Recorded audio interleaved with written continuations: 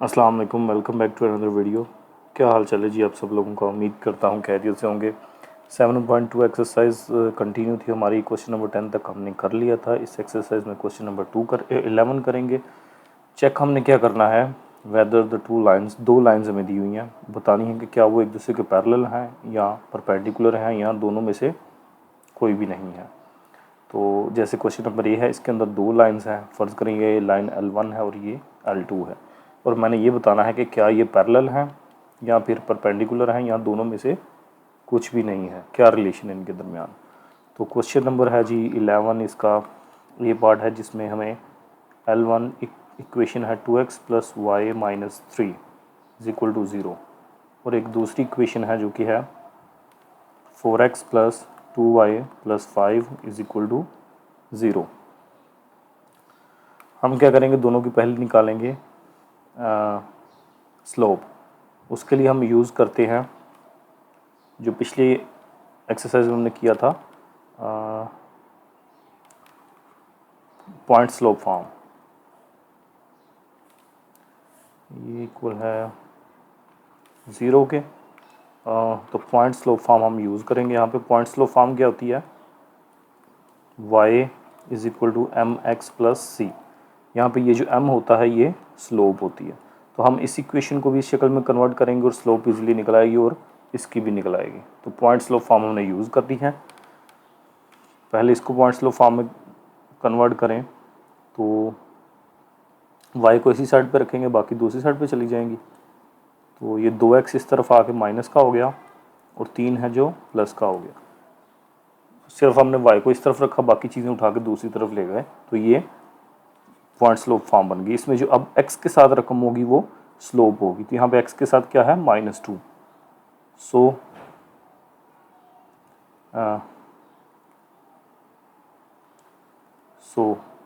m = m1 कह लो, इसे पहली लाइन की स्लोप है, ये -2 आ जाएगी। ठीक है, इसी तरह हम इसको सिंप्लीफाई करें तो ये भी अगेन y को इसी साइड पे रखना पड़ेगा हमें, बाकी चीज़ें उठा के हम दूसरी तरफ ले जाएंगे। ये लाइन L2 है तो 2y इधर ही रहेगा। ये 4x जमा का दूसरी तरफ जाके माइनस का, और ये 2y इधर प्लस का है दूसरी तरफ जाके, और सॉरी y को तो हमने इधर रखा हुआ है। ये 5 प्लस का है दूसरी तरफ जाके माइनस का। अब y के साथ 2 है, ये भी ख़त्म होना चाहिए था। तो क्या करेंगे हम, y इधर मल्टीप्लाई हो रहा है तो दूसरी तरफ जाके ये डिवाइड हो जाएगा। तो ये हर एक के साथ डिवाइड हो गया। फिर ये बन गया y = ये कट जाएगा, 2 2 4, तो y = -2x - 5/2। अब पॉइंट स्लोप के मुताबिक x के साथ जो रकम होगी वो m यानी स्लोप बनेगी। या फिर ऐसे भी लिख सकते हैं हम, y comparing with y = mx + c।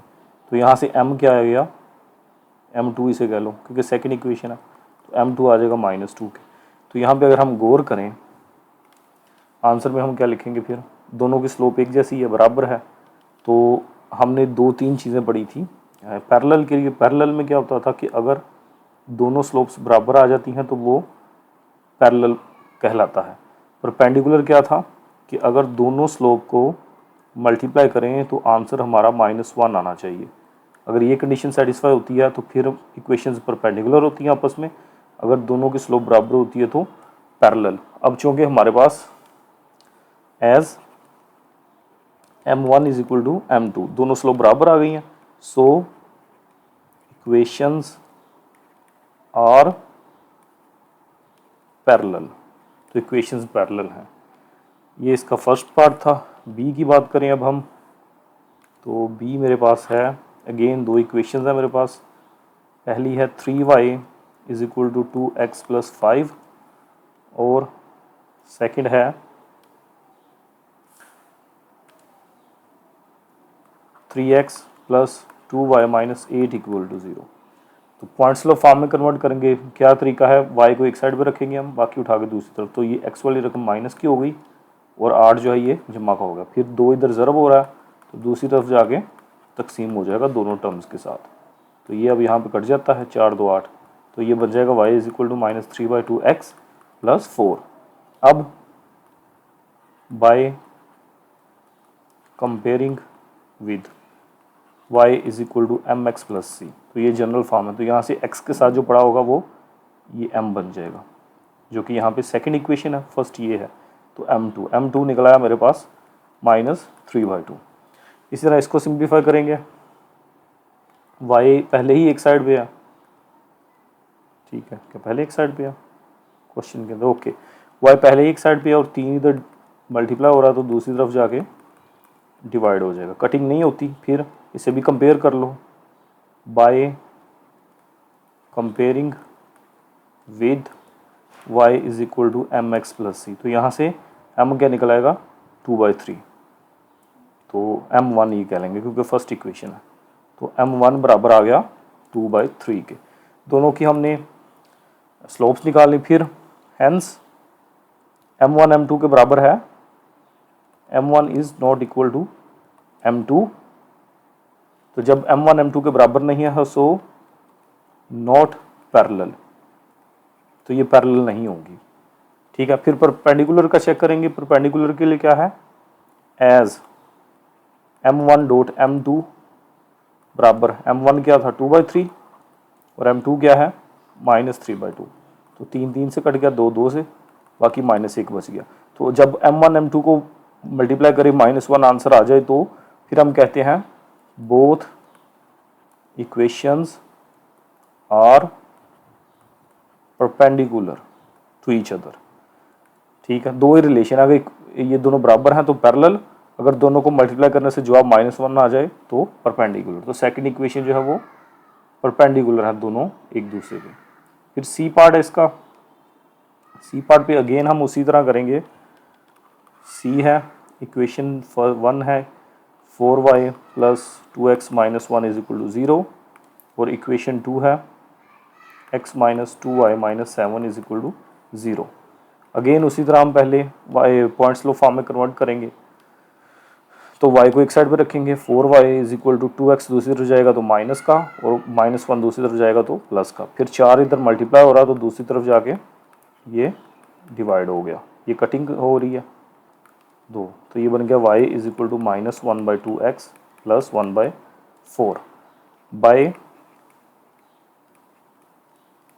Comparing with y is equal to m x plus c, m1 कह लो इसे। तो यहाँ से m1 निकल आएगा -1/2, तो ये पहली इक्वेशन की स्लोप निकल आई। इस तरह सेकंड को सिंप्लीफाई करें, अगेन y एक साइड पर रखेंगे, -2y is equal to x उस तरफ जाएगा तो माइनस का, और 7 उस तरफ जाएगा तो प्लस का।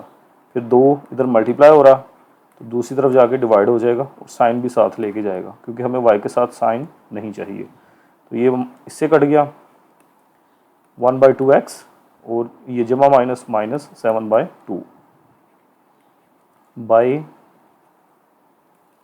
Comparing with y is equal to m x plus c. अब m2 कह लो इसे, तो ये c1 और ये c2, लेकिन हमें m2 से ही कर्जा, तो m2 निकलेगा ये 1/2, m2 इज इक्वल टू 1/2। तो दोनों हमारे पास स्लोप्स निकल आई हैं। अब हम चेक करते हैं कि क्या ये पैरेलल है। फर्स्ट पार्ट हमने चेक करना है पैरेलल है कि नहीं। तो m1 बराबर है -1/2 के, और m2 बराबर है 1/2 के। So m1 is not equal to m2, so lines are not parallel. अब सेकंड क्या था, परपेंडिकुलर चेक करेंगे। परपेंडिकुलर चेक करेंगे तो m1 को मैं m2 से मल्टीप्लाई करता हूँ। m1 मेरे पास आया था -1/2 और m2 आया है 1/2, तो इन दोनों को मल्टीप्लाई करें तो ये -1/4 बन जाता है। लेकिन हमें अगर m1 को m2 से मल्टीप्लाई करें -1 आना चाहिए था, जो कि नहीं आया। सो इक्वेशंस आर नॉट परपेंडिकुलर। तो ना तो ये पैरेलल है और ना ही परपेंडिकुलर है। और तीसरी ऑप्शन हमें क्या दी हुई है, तीसरी ऑप्शन हमारे पास है नीदर पैरेलल नॉर परपेंडिकुलर। तो ये आंसर इसका आ जाएगा third. So equations are neither parallel nor perpendicular. तो ये इसका थर्ड पार्ट है। उसके बाद अब हम चलेंगे क्वेश्चन नंबर 12 की तरफ। शुक्र अल्हम्दुलिल्लाह। अच्छा जी, क्वेश्चन नंबर 12 देखिए, find an equation of the line through, एक पॉइंट से एक इक्वेशन गुजर रही है और वो पैरेलल है एक और लाइन के। तो सवाल को अच्छे से समझना ज़रूरी है, फिर ये हल होगा। तो क्या गिवन है हमें, एक लाइन है, पहले ये पैरेलल लाइन ड्रा कर लेते हैं। फ़र्ज़ करें मेरे पास ये एक पैरेलल एक लाइन है जिसकी इक्वेशन है मेरे पास 2x minus 7y plus 4 is equal to 0। अब हमें ये दिया हुआ कि एक और लाइन है जो कि इस पॉइंट से गुजर रही है और इसके पैरेलल है। तो पैरेलल होने का क्या मतलब है, जैसे ये गुजर रही है वैसे वो गुजरेगी, ठीक है। और इसकी हमने इक्वेशन फाइंड करनी है। इक्वेशन क्या है इसकी, ये फाइंड करनी है। और ये किसी एक पॉइंट में से गुजर रही है जो कि हमें दिया हुआ है, वह है -4 और 7। तो हम क्या करेंगे, हमें पॉइंट दिया हुआ है जिसमें से ये गुजर रही है, और अगर हम इसकी स्लोप फाइंड कर लें तो पॉइंट स्लोप फॉर्म हम यूज़ करके इसकी इक्वेशन निकाल सकते हैं। तो सबसे पहले चूँकि ये दोनों पैरेलल हैं, अगर इसकी स्लोप m1 है और इसकी m2 है तो दोनों पैरेलल होने की वजह से m1 जो है वो m2 के बराबर हो जाएगा। तो पहले मैं m1 निकाल लेता हूँ। m1 कैसे निकालूंगा, 2x minus 7y plus 4 is equal to 0। ये इक्वेशन है, इसको मैं स्लोप पॉइंट स्लोप फॉर्म में कन्वर्ट करता हूँ। तो उसका क्या तरीका होता है, 7y इसी तरफ रहेगा, 2x दूसरी तरफ गया और 4 भी दूसरी तरफ चला गया। फिर y अकेला इधर छोड़ेंगे हम, तो -7 डिवाइड हो जाएगा जाकर दूसरी तरफ। तो ये बन जाएगा y is equal to 2/7x, इससे कट गया, प्लस 4/7। अब इसे कंपेयर कर लें, by comparing with y is equal to mx plus c, m1 कह लो इसे, पहली इक्वेशन की बात हो रही है। तो m1 मेरे पास निकल आया, m1 इज इक्वल टू 2/7। चूँकि दोनों पैरेलल हैं तो यही m2 होगा। अब इसकी स्लोप मिल गई हमें 2/7 और पॉइंट भी हमारे पास मौजूद है। तो इसके लिए फिर एक फार्मूला में यूज़ करते थे, क्या फार्मूले का नाम था,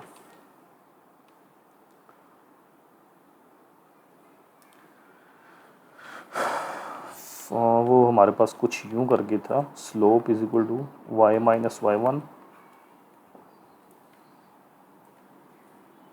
x माइनस x1। ये इक्वेशन थी एक, जिसमें एक पॉइंट यूज़ होता था और स्लोप यूज़ होती थी, ठीक है। स्लोप चूँकि m2 है, इसकी हमने इक्वेशन निकालनी है, तो m2 हमें गिवन है, ठीक है। ये फार्मूला पीछे यूज़ करके, मेरे नाम इसके जहन नहीं आ रहा, हाँ सॉरी, इसका नाम मेरे जहन में नहीं आ रहा। तो m2 है मेरे पास 2/7, y माइनस पॉइंट क्या है, ये वाला हमें पता है कि y होगा और ये वाला पॉइंट होगा x, यानी y1 x1 कह लो। तो y1 है 7 ओवर x माइनस, और x1 है -4। तो ये बन जाएगा 2/7 is equal to y minus 7 over y plus 4। Cross multiplication होगी, ये उधर 2 से ज़रब हो जाएगा, 2 इंटू वाई प्लस 4, और 7 इधर आके मल्टीप्लाई हो जाएगा, 7 इंटू वाई माइनस 7। तो हाँ, x किधर गया, अच्छा ये नीचे x है, x प्लस 4, तो ये इधर भी आके x प्लस 4 हो जाएगा।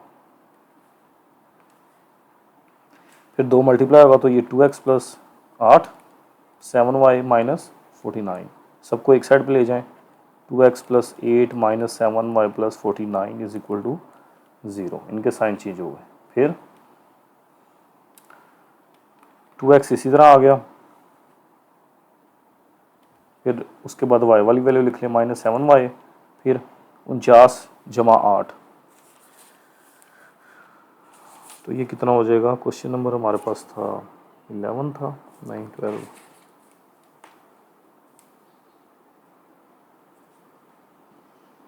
ठीक है।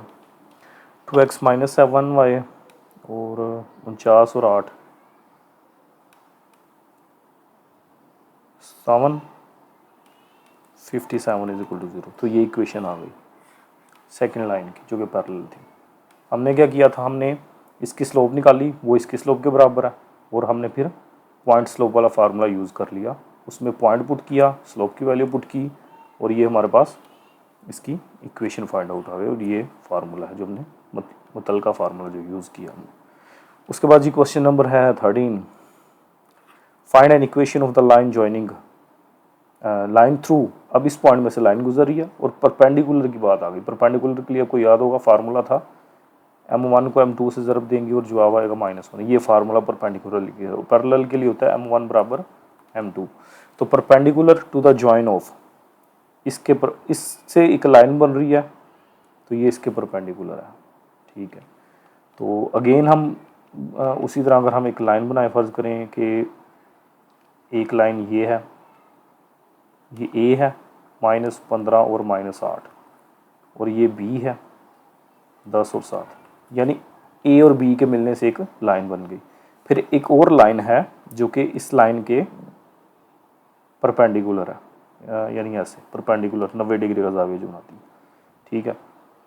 इसके परपेंडिकुलर और किसी एक और पॉइंट से गुजर रही है, और वो पॉइंट हमें दिया हुआ है -4 और 7। अगेन वही जो हमने पीछे सवाल किया था उसी तरह ये भी होगा। पॉइंट हमें पता है, हम अगर इसकी स्लोप फाइंड कर लें तो वो पॉइंट स्लोप वाला फार्मूला यूज़ कर लेंगे हम।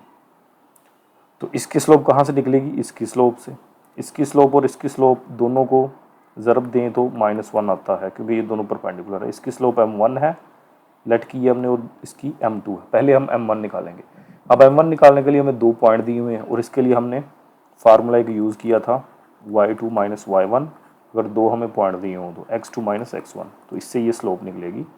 m1 बराबर है y2, अब ये है, यानी y वाली रकम में से y वाली रकम माइनस होती है, तो y2 - y1।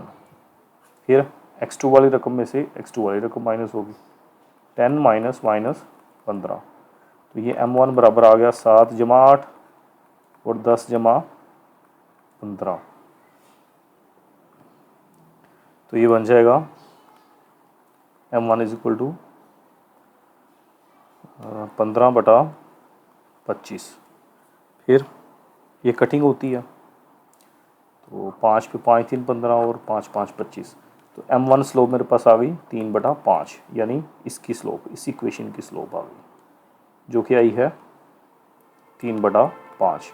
अब m2 निकालना है, तो मुझे पता है चूँकि दोनों परपेंडिकुलर हैं एक दूसरे के, तो m1 डॉट m2 बराबर होगा -1 के। यहाँ मैं m1 की वैल्यू पुट करता हूँ 3/5, m2 is equal to -5। m2 आ गया -1 इंटू 5 इधर डिवाइड हो रहा है, दूसरे जाकर मल्टीप्लाई हो गया, और 3 इधर मल्टीप्लाई हो रहा है, इधर आके डिवाइड हो गया। तो ये m2 आ गया -5/3 के। तो ये m2 भी निकल आई, ये कितनी आई -5/3। अब मेरे पास पॉइंट भी है और स्लोप भी है उस इस एक लाइन की, तो मैं इसकी इक्वेशन निकाल सकता हूँ। क्या फार्मूला था जो अभी हमने पीछे भी यूज़ किया, m2 is equal to y - y1 over x - x1। तो m2 है -5/3, y - y1, ये वाला पॉइंट अब सिर्फ यूज़ होना, ये y1 है 7 और x1 क्या है -4, x -4। तो ये बन जाएगा -5/3 बराबर y - 7/x + 4। क्रॉस मल्टीप्लिकेशन होगी तो ये इधर आके ज़रब हो गया, 3 उधर जाके ज़रब हो जाएगा, तो ये अंदर मल्टीप्लाई होगा तो -5x जमा माइनस 5 4 20, और ये 3 0 y 3y और -7 3 21। फिर सबको उठा के एक तरफ ले आते हैं, -5x -20, ये 3y इधर आके माइनस का आ गया और 21 जमा का हो जाएगा। तो ये बन गया -5x, और फिर y वाली रकम लिख लेते हैं -3y, और 21 में से 20 निकलेगा तो जमा का 1। अब हमारी कोशिश होती है कि जो पहली रकम है यानी x वाली रकम वो जमा की हो, तो ये माइनस की आ गई। हम क्या करते हैं, सारी इक्वेशन के साइन चेंज कर लेते हैं, और ये कर सकते हैं हम, इससे कोई फ़र्क नहीं पड़ता। तो हर एक के साइन चेंज हो गए, तो ये हमारी इक्वेशन आ गई इस परपेंडिकुलर लाइन की, इसकी इक्वेशन आ गई। तो ये हमारे पास था जी क्वेश्चन नंबर 13। उम्मीद करता हूँ आपको बड़े अच्छे से समझ आई होगी। इंशाल्लाह अगली एक्सरसाइज जो है वो हम अगली वीडियो में देखेंगे। टेक केयर, अल्लाह हाफिज़।